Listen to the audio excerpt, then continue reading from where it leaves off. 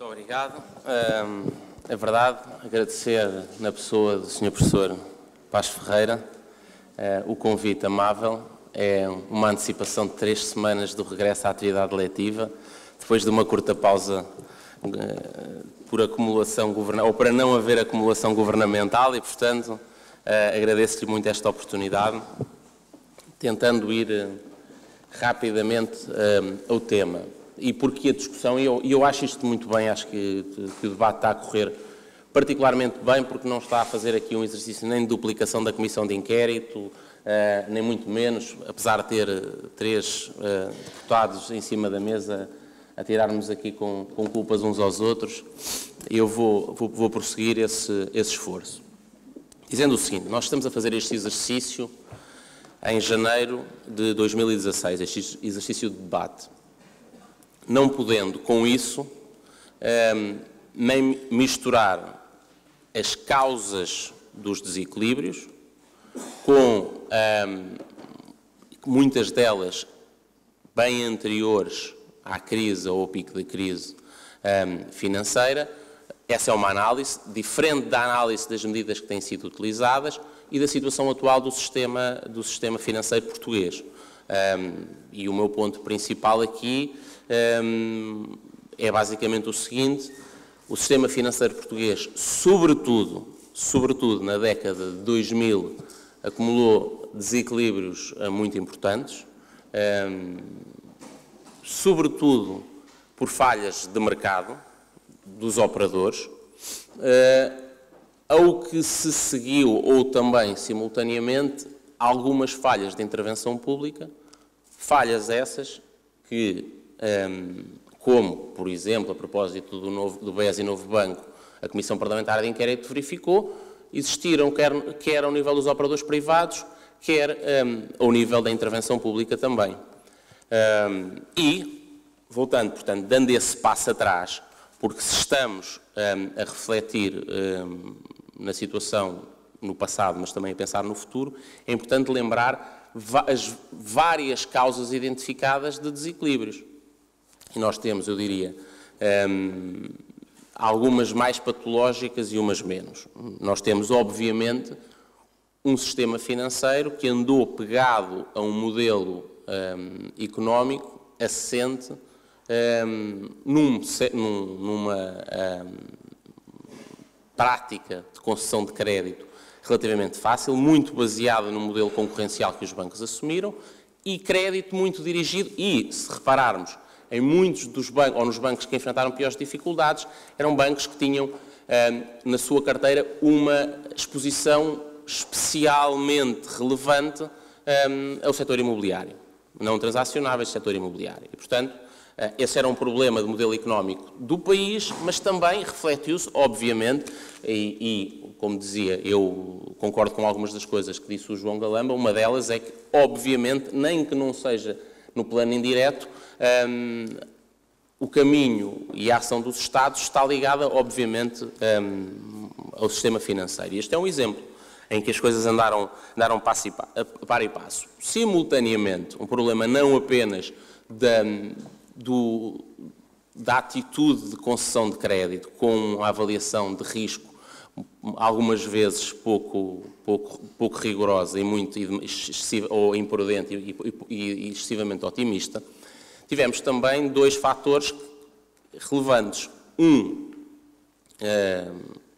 Baixas rendibilidades nos produtos. E eu não queria falar de bancos especialmente em concreto, mas obviamente já depois do período da crise, alguns dos bancos iniciaram práticas concorrenciais que os fizeram adotar ofertas com níveis de rentabilidade muito baixas, e a situação, obviamente, aqui das taxas de juro reforça essa situação. Paralelamente, produtos com baixa rentabilidade e estruturas de custos pesada. E, portanto, isto são situações de opções de gestão. Outros problemas identificados na Comissão de Inquérito ou nas várias comissões de inquérito, que a legislação europeia e a portuguesa já começaram a tentar procurar acautelar ao nível da organização interna e da governação. Sistemas de controle e de informação digamos, no mínimo precários, regras de conflito de interesses insuficientes que levavam a vários tipos de conflito, sobretudo nas decisões de concessão de crédito ou similares, preocupantes. Decisor que é também acionista, eventualmente que beneficia da decisão de crédito, clientes que são acionistas, dono, e é o caso do novo banco, do BES, não do novo banco, controlo da instituição financeira por uma família ou um grupo empresarial familiar com um conjunto de atividades não financeiras e com relações muito próximas, para não dizer em alguns casos, promíscuas entre a posição empresarial, a posição acionista e posição e depois decisões do banco. E, portanto, ao nível da governação e mecanismos de controle interno e auditoria, problemas muito relevantes. Em cima disto, identificadas, e foi o caso do BES, situações mais patológicas, quer antes de a supervisão ter começado mais em cima, quer já depois da supervisão ter tomado decisões e dado instruções aos órgãos de gestão de puro incumprimento, desde práticas de ocultação de contas, utilização de alguns desses instrumentos bancários e parabancários fora de Portugal, criando essa tal contabilidade ou esse exercício ou esse banco paralelo e, portanto, também situações patológicas. E, portanto, esta última dimensão não parece estar presente em todos os problemas de todos os bancos, aparentemente, sem querer fazer juízos, enquanto os processos enquanto não estiverem decididos e respeitando a presunção da culpa, investigações correm sérias, no caso BPN e no caso do BES, sobre situações com essa dimensão patológica. E, portanto, essas foram vários problemas de funcionamento e que eu colocaria dentro da categoria de falhas de mercado. Todas elas identificadas, pelo menos, na Comissão de Inquérito do BES. Algumas delas já com intervenções, quer de nível europeu, quer de nível nacional, legislativas e regulamentares. Simultaneamente, estes problemas num setor e em operadores de mercado tão importantes e com essa tal importância sistémica, não apenas dentro do mercado bancário, mas também na economia, foram acompanhadas claramente de falhas de intervenção pública. O papel dos supervisores e um papel que, enfim, é difícil pôr do lado da intervenção pública, mas tem um papel, eu diria, misto, porque exercem uma função materialmente, não obviamente juridicamente, ou talvez legalmente, não contratualmente delegada, que são as empresas de auditoria, e isso foi um exercício ou um problema identificado, não cumpriram em várias situações devidamente as obrigações que lhes estavam cometidas de fiscalização, reporte, divulgação das situações inerentes. E, portanto, problemas nas empresas de auditoria. Houve um conjunto de alterações legislativas no ano passado, umas de origem nacional, várias de origem europeia, procurando reforçar as regras de transição, reporte, controlo, rotação entre as entidades. E depois, os problemas na supervisão. Nós começámos amanhã com uma discussão, eu diria, aberta pelo Ministro das Finanças sobre o modelo de supervisão vigente no país. A discussão aqui que nos foi colocada é se deveríamos dividir ou não a supervisão prudencial e comportamental em dois braços, duas entidades ou não. à opção de outros países de um supervisor único. Isso foi algo que foi também já discutido na Comissão de Inquérito, mas que não apaga uma constatação de quem olha para o retrovisor, e não precisa de olhar assim tão longe, de, numa primeira fase, vários destes problemas, das tais falhas de mercado que apontei há pouco, não serem identificadas, controladas e resolvidas em tempo, e o supervisor não tendo a obrigação e a incumbência perante o mercado de prevenir essas situações, não ter conseguido fazer, e depois, quando algumas das intervenções foram feitas, serem demoradas, não suficientemente assertivas, e pode-se colocar essa questão relativamente às opções do final do ano de 2015, nem sequer coerentes, enfim, poderem não ter explorado todas as alternativas e possibilidades disponíveis no enquadramento jurídico europeu e nacional.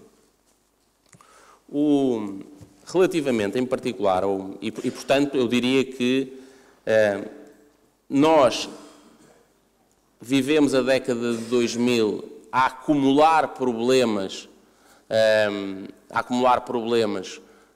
resultantes, em primeira linha, obviamente, da prática da gestão das instituições financeiras e da incapacidade do sistema, primeiro de controle, que eram as auditorias, e depois a supervisão, de prevenir ou evitar devidamente estes problemas. Chegámos, evidentemente, ao pico da crise com um sistema financeiro extremamente frágil. Eu discordo das conclusões que quer a Mariana, quer o João, me pareceram. O João não fiquei com essa certeza tão clara de que hoje a situação é tão má, eu creio que nenhum deles disse pior, do que era, por exemplo, em 2011, porque, eu diria, dava três exemplos. Algumas das instituições financeiras, já depois da submissão a testes exigentes e de passagem por processos de recapitalização com alguma reestruturação, eu creio que estão hoje bastante mais saudáveis do que estavam há 4 anos. Das várias instituições financeiras nós tivemos problemas sérios que ainda estamos a lidar em algumas. Isto não significa que tenhamos resolvido os problemas, não, e que hoje tenhamos um sistema financeiro impecável, usando a expressão que muitas vezes aqui se utiliza de limpinho, também não o estou a dizer. Creio que estamos melhor do que estávamos em 2011 e, por outro lado, e eram estes dois elementos que queria dar, hoje a dependência do sistema financeiro português relativamente ao sistema de bancos centrais é menor, portanto, os números desceram. E outro tema importante, isto agora já para um agregado e pensando nos efeitos do programa de ajustamento e a evolução da dívida privada tem uma redução ainda mais significativa que a dívida pública. E, portanto, é uma tendência de queda mais intensa até e, portanto, temos hoje uma situação que ultrapassa claramente o do aumento dos créditos com dificuldades de incumprimento e, portanto, eu creio que estamos melhor, mas temos, obviamente, ainda problemas. Sobre o BES e o novo banco, onde eu diria que o BES é uma acumulação de uma tempestade perfeita de quase todas aquelas falhas que eu enunciei ao princípio, eu diria, depois da primeira resolução e da re-resolução, eu estou convencido que a opção tomada naquele momento de resolução, com aquela distribuição de sacrifícios ou de perdas, é a mais adequada, que a decisão que lhe está na base, que é uma recusa do governo de então, de Passos Coelho, de não socializar as perdas do Grupo Espírito Santo e não dar a tal mão pedida por Ricardo Salgado, é uma decisão muito importante. Mas, obviamente, as conclusões da Comissão de Inquérito sobre alguma intervenção tardia do Banco de Portugal são subscritas. Relativamente à decisão do final do ano passado, 3 comentários. Parece-me, eu disse-o imediatamente, muito correto não envolver os contribuintes. Tenho dúvidas sobre se, uma vez optando por chamar a dívida sénior, não se poderia resolver melhor a situação com uma conversão em capital ou com uma distribuição diferente do esforço entre os credores. Mas eu não queria contribuir aqui com argumentos para as petições iniciais de investidores. Agora, há uma situação particularmente preocupante. É como é que a mesma entidade reguladora, o mesmo supervisor, no prazo de uma semana, toma 2 decisões tão contraditórias como a decisão do Banif numa semana e a decisão do novo banco na seguinte, relativamente ao espírito de prioridade ou de hierarquia das posições face ao banco. No caso Banif, acionistas, credores subordinados e contribuintes. No outro caso, poupar os contribuintes, tudo credores séniores, deixando, obviamente, uma preocupação relevante quanto à confiança que isso inspira no sistema. Há um outro tema, e eu vou só precisar de mais 1 minuto e meio, 2 para terminar, que tem a ver com o timing, mas que é o gancho para eu concluir com a discussão sobre a União Bancária, que essa decisão do novo banco, a re-resolução tinha que ser tomada naquela altura. Ou se não há sabendo nós que no dia 14 de novembro, quando foram identificadas as necessidades de reforço de capital de 1.400 milhões, tinha sido dado um prazo de 7 meses para que esse problema fosse resolvido. Como é que de repente estes calendários se precipitam?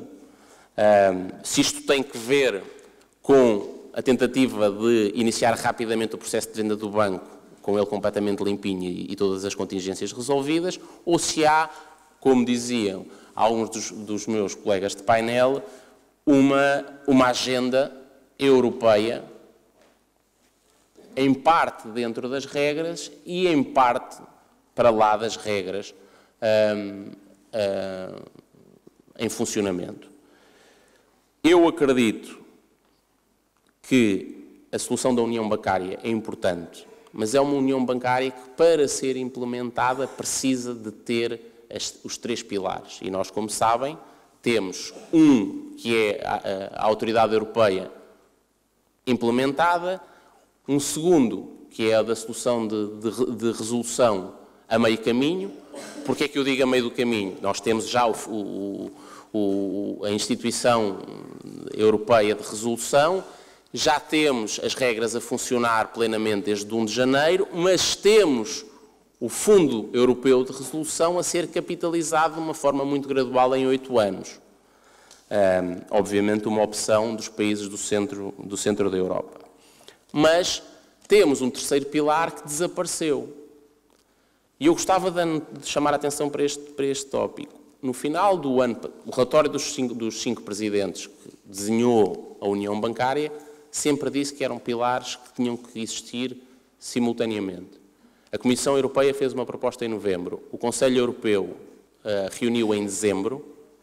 Na primeira versão de conclusões para o Conselho Europeu estava prevista a tomada de decisão sobre a proposta da Comissão, naquele sentido ainda mais favorável em linha com o relatório dos presidentes, havendo um sistema europeu de garantia de depósitos, e caiu, vou já terminar, e caiu durante esse Conselho Europeu.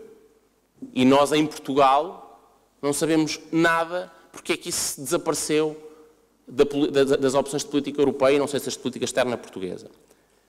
Finalmente, e a última consideração,